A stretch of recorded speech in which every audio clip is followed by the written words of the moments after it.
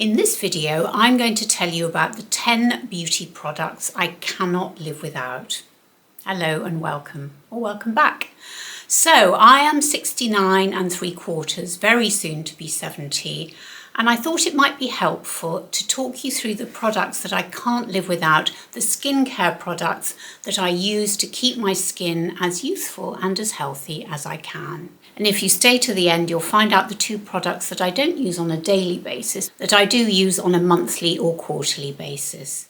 Now, before I get on with the video, if you're not subscribed to my channel, I'd be so grateful if you'd subscribe.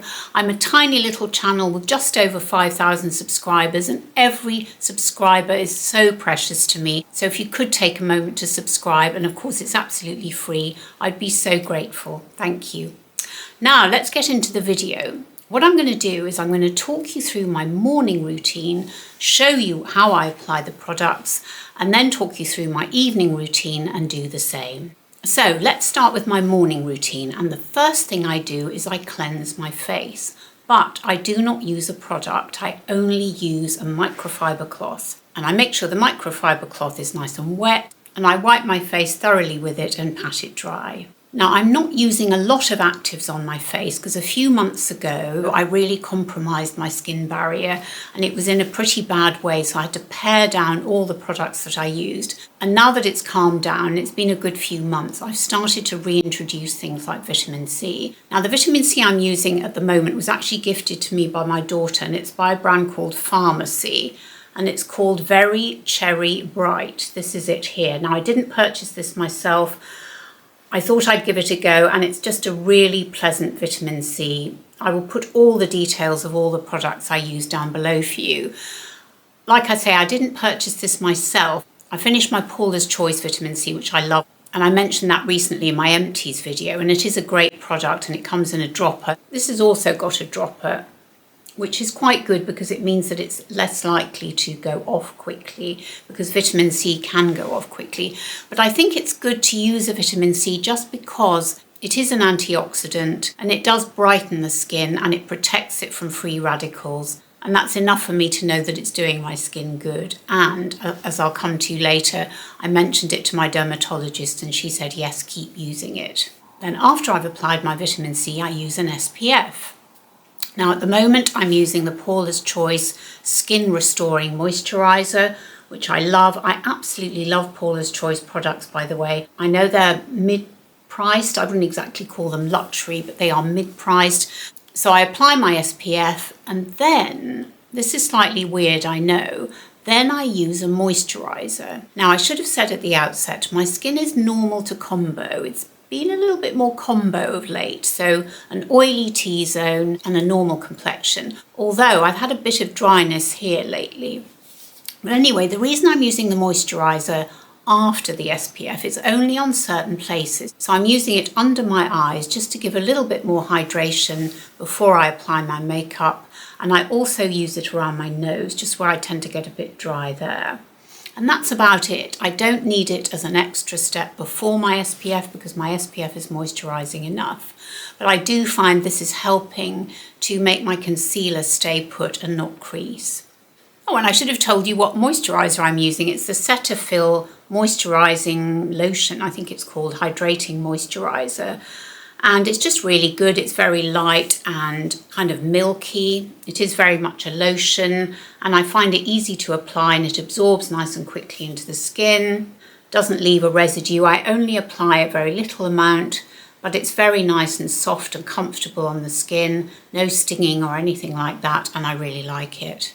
And then finally, I apply some lip balm, and at the moment I'm using the Aquafor. I'd never actually heard of Aquafor until that famous Aquafor hack that went viral a couple of months ago, and if you haven't seen my video on it, I'll link it down below for you. I'm not sure it really worked, and anyway, this was the wrong sort of Aquafor. I should have got the stick, but you know, you cannot buy the Aquafor stick in the UK unless you spend an inordinate amount of money to get it shipped from the US. It's crazy, really, so I should have used the stick. The problem with a lot of lip balms that come in stick form is they have fragrance in them, and again, I apologise, I should have said this at the outset. I am allergic to fragrance. If you're new here, I cannot wear makeup products or any products that have fragrance in them because I'm allergic to certain types of ingredients in fragrance. So citral, limonene, geraniol, those sort of things. And what happens is if I use those, particularly if I use them for a day or two or longer, I get really bad seborrheic dermatitis. So fragrance is out, unfortunately, and most lip balms in stick form tend to contain fragrance. Anyway, slight digression there. But that's what I finish off with, and then I will let my skincare settle for a few minutes or maybe even half an hour before I apply my makeup. So my skin is lovely and hydrated, and I don't need usually to add any extra products to my skin before I start applying my makeup. Now let's go on to my evening skincare routine. And the first thing I do in the evening is to double cleanse, and my first cleanse is always with a balm cleanser. Now this one by Byoma is my new favourite, or at least it's as good, I would say, as my other favourite, the Geek and Gorgeous. Now I've done a video where I mentioned that, and I'll link that down below for you. I think that was my empties video as well. But this is very similar, Byoma, and they're both very reasonably priced, or fairly reasonably priced. I bought this from Amazon, and let me just show you what it looks like. I really like this container, by the way. It's quite heavy and solid, but I like that. And although it has a lid, which is great, and a screwable lid, you then have to put your finger in, although you could use a spatula if you want, but it's only my fingers going in there, and they are clean, of course. So you put your finger in and you get a nice little glob of product, and there it is. It's beautifully balmy. Sorry, I'm spitting there a bit. It's beautifully balmy, which I love. It's got that really nice texture to it. And it emulsifies, and you mix it with a little bit of water if you want. You don't really need to. And it gets off all my makeup. Oh, it feels so lovely and smooth on the skin. There it is, and I really enjoy using it. I find it gets all my makeup off, including my mascara. Now, just to caveat that, I don't use a waterproof mascara, but it certainly gets off all the rest of my mascara. So after I've done my first cleanse, I go in with my second cleanse. And for that, I use the Cetaphil Gentle Skin Cleanser. Now, this is more of a milky cleanser. And the reason I double cleanse is, well, I know there's a lot of debate about whether you need to double cleanse. And I think Nadine Baggott, who's one of my favourite beauty journalists of our sort of age, she doesn't really believe in it, or she didn't used to.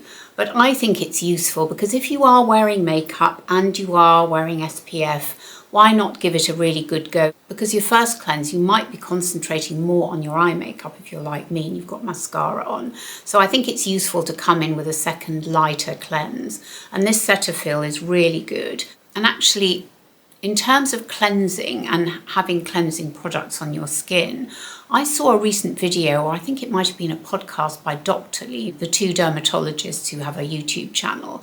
And I'll try and link their podcast down below for you if I can find it. And they talked about how cleansers do tend to leave a residue on your skin, however much you rinse them off. So I have started, just for belt and braces, not only do I use non-fragrance cleansers, because obviously I don't want any fragrance staying on my skin, but I do tend to rinse a little bit after I've gone in with my microfiber cloth, just to ensure I've got off as much cleanser as I possibly can before I apply my evening products. Now, this product is something I've only started to use recently, and I'm quite excited about it. This is my tretinoin. And this is from the Skin City Clinic, which is in the UK.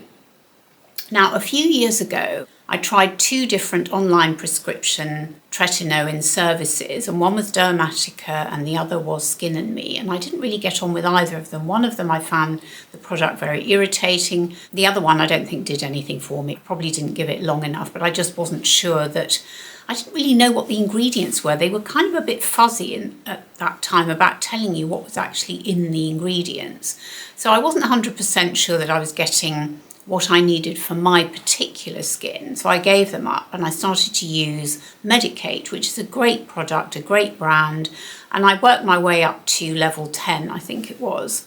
And then when my skin barrier started to get compromised earlier this year, I gave up using it because my skin was really stripped and it just wasn't feeling good at all, and it just wasn't behaving well at all. So I decided not to use anything. But then I thought, do you know, I'm going to hunt around and see if I can find a different alternative to Skin & Me and Dermatica, and I did.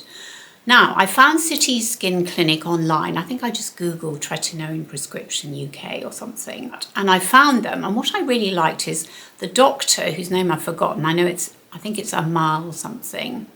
Or Amel, it might be. Anyway, this doctor, she had done a video about what she could offer, but she also mentioned other providers. And I thought that was a very fair way of discussing tretinoin and prescriptions in the UK.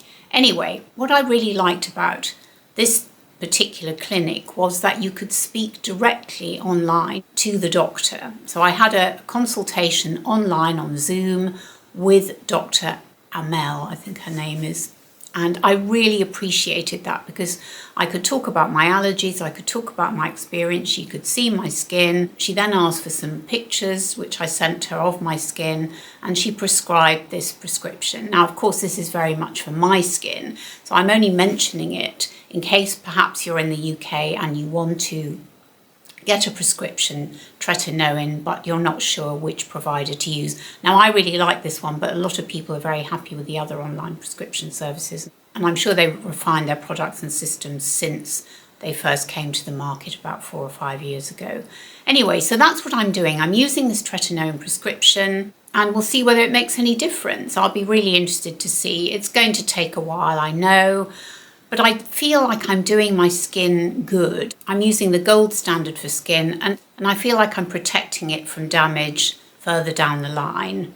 And I'm doing what I can for it and I'm giving it the best chance to stay as young and as healthy as it can.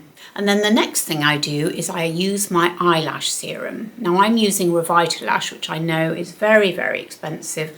I am thinking, because I'm running quite low on this now, I'm thinking of trying one called Sweed, S-W-E-E-D. So let me know if you've tried that, because this one has prostaglandin.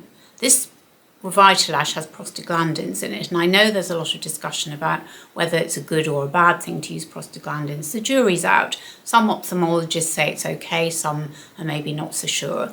But anyway, one of my lovely friends on YouTube asked me whether I would find a product that didn't have prostaglandins in it, and I am going to try Sweed when this is finished. I must say this lasts forever. I know it's expensive, but I've had this one for about at least 6, maybe 9 months, and it doesn't show signs of running out. It may be slightly running out now, but even so, there's still a bit left. Anyway, this serum and serums like it have been an absolute game changer for me because my lashes were short and stubby, and eyelash growth serums have been amazing for me. In fact, I remember a few years ago, it was before lockdown, I was sitting next to my oldest friend for dinner and she turned to me and she said, have you got eyelash extensions? And I said, no. And she said, but they look amazing. I said, well, it's all down to the eyelash growth serum, although obviously mascara helps as well, but she really noticed it. So when other people are noticing that your eyelashes have grown, there must be something in it. And then if I remember, which I don't always, then I'll go in with the Aquafor as well before bed.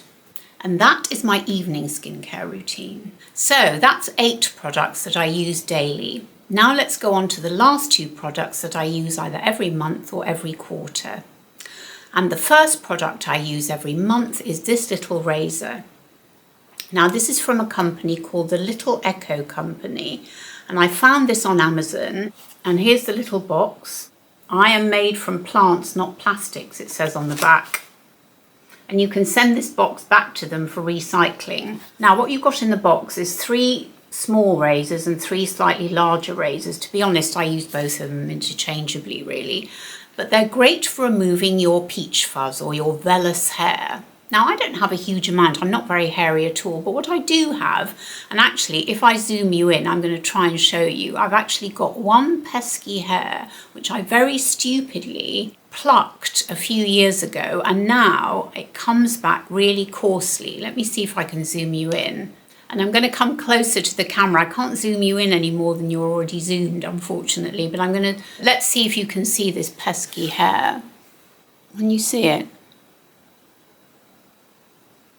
Anyway, trust me, it's there and it needs shaving off. And the only thing that really works is this little razor because it does keep it at bay and it's really quick. I can just quickly shave it off. So I don't have a lot of hair to shave, but I do find that it is quite good if I do it once a month because it does help to keep my skin smooth. So really, I tend to do it around here a little bit on my forehead, and obviously I do my chin. I mean, I'm always worried about having one of those hairs that you don't know it's there, and then all of a sudden you see this sort of long thing that people have been too scared to mention to you. So I do like to check for any stray hairs, and this helps me to do it. So I do this about every 4 weeks. And I really love these little razors. I just think they're really pretty, they're easy to use, and they're recyclable. And finally, I haven't got a product to show you, but it is a product and it is a service as well that I use quarterly, and that is having my eyelashes lifted. I cannot tell you what a game changer this is, even more so, or at least in combination with using an eyelash growth serum, because the bane of my life until I discovered an eyelash lift was curling my lashes, heating up the eyelash curler, watching them fall down as the day went on, like within about 10 minutes actually, just like my actual hair, the hair on my head, because that doesn't hold a curl easily at all. I mean, I go to the hairdressers and 10 minutes after I've left the salon, it's just all fallen out. So having my eyelashes lifted is just the most wonderful thing. Now again, I'm going to come close, and I will also put pictures at the side here of me before and after, but I don't know whether you get a really good picture. But I'm not sure you'll be able to tell all that well, but can you see how amazingly well my eyelashes have curled? And that is not eyelash curlers. That is because I went to have my lashes lifted a couple of days ago, and honestly, it's a complete and utter game changer. And it takes about 25 minutes. It's so quick. It lasts for a good few months. I'd say probably 3 months for me. And it's an absolutely wonderful thing because it makes my eyes wake up, look alive. Instead of eyelashes that look like stalactites that almost fall downwards, suddenly everything looks lifted. So I highly, highly recommend, if you are able to find a salon that does a lash lift near you, go and get it done. It's an absolute game changer. So there you have it. Those are the 10 beauty products I cannot live without. So let me know in the comments, have you tried any of these products? Are these your go-to products that you can't live without? Do let me know in the comments. It's great for us to have a chat there, and I love reading them, and I know other viewers love reading them too. And if you've enjoyed this video, I'd be so grateful if you'd subscribe to my channel. It means a huge amount to me, and hit the notification bell as well and give me a thumbs up, because all of those things together help my little channel to grow and hopefully help other women like us to find my channel. And if you can't get enough of me, I have a monthly newsletter. And in that, I don't just talk about beauty, fashion and some lifestyle, but also music, books, podcasts, film, TV, and all the other bits and bobs that enhance our lives. And thank you so much for watching. It means the absolute world to me. It really does. And I hope you're all doing really well. And I look forward to seeing you on my next video. Bye.